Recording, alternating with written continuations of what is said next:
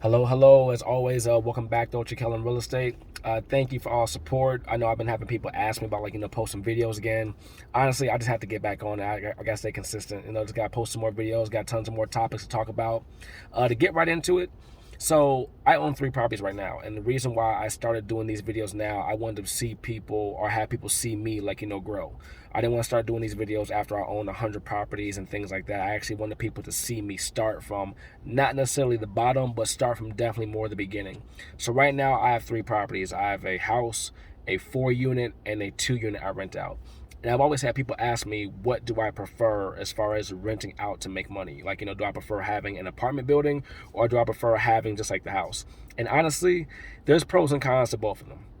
There really is. I know people always say that, but it really kind of depends on your personality. There's certain things that I prefer about renting out houses opposed to certain things I prefer renting out an apartment building. I'll by far large say, when it comes to renting out a single family home, probably the best thing I enjoy right now is that my phone does not ring from that tenant unless she has an issue with that property, by far and large. Because one of the biggest things I saw during COVID was that I witnessed more than any other time I've been a landlord in the past, 10, 11, 12 years, was tenants not getting along with other tenants, just flat out. And my phone rang so much because people were home, people weren't working, and I think people were getting on each other's nerves. And also, domestic violence issues that happen because now people are home and they're not getting along. By far and large, having that house showed me that if you kind of just want some peace and you only want your phone to ring when there's an issue with the property itself, then a single family home is your best bet. They can't call you and complain about the neighbors because you have nothing to do with the neighbors. They can't call you and complain about any of the other tenants because they don't live with anybody else. They live by themselves, by far and large.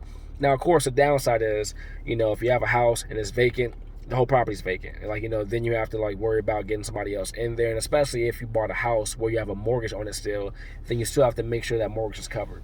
No, but by far and large, honestly, I got a great deal for the house. I got the house for very cheap. I got the house, if I remember correctly, for $18,000. It was a great deal. And I didn't even have to put that much money into it to fix it back up. So it was a great deal.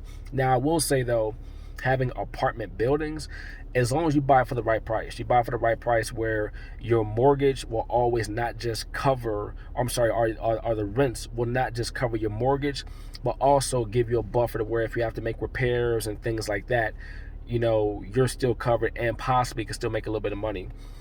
So right now I have a 2 unit and a 4 unit. And I will say, when things go right, it's a great thing to do, as far as having multi-units together. And also, if you're looking to create equity, typically an apartment building, especially something like a 4 unit, will appraise for a higher value than a single family home, especially a single family home like the one I got that was just cheap. I got that one for pure cash flow. But for other properties, the 2 unit, the 3 unit, the 4 unit, especially if it's in a nice area and you took care of the property and made upgrades, if you're looking to expand more and expand quicker and faster, pulling out cash is definitely a great way to utilize having those apartment buildings. And also, just having just having more than one tenant who's able to help not just pay the mortgage but also help you live for free if you live in one of the properties, and then also being able to contribute to you able to have income from the properties as well too. It's a great thing. But of course, there's downside.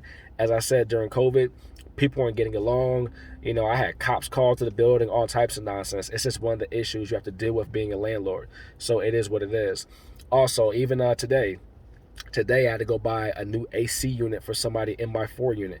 Now, if they were living in a single family home, I would not have to worry about buying an AC unit for them because that would be on them, especially if they knew that the house did not come with central air. If the house came with central air, then that would be my responsibility. But if they know that the house already does not come with air and that they're the ones responsible for their own wall units or their own window units, that will be on them. But because it happened in my apartment building, that's on me.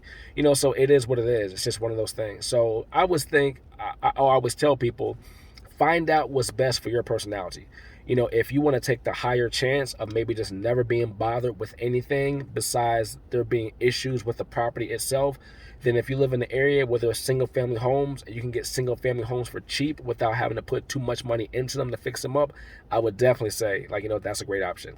Or in Chicago, I'm lucky. We have that option, and we also still have apartment buildings that are smaller. Your 2-unit, your 3-unit, and your 4 units, even up to your 6 units, they're still reasonably affordable that you can go that route too. All right, so next video, I haven't done this personally yet, but I'm also going to speak about condos as well too. I'm also open to that idea, but just just hasn't happened for me yet as far as actually buying one to rent out. So as always, if you're on YouTube, you can find me on Instagram at UltraKellon. That's UltraKellon.